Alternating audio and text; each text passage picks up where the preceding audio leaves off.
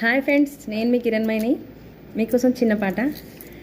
అతడు ఎదురైతే ఏదో జరిగిపోతోంది, పెదవి చివర పలకరింపే నిండిపోతోంది.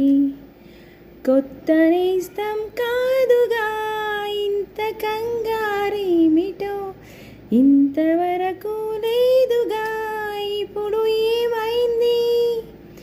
కనివిని ఎరుగని చిలిపి అలజడి తెలుపలేక, తెలుసునా తెలుసునా మనసుకి తొలి కదలిక.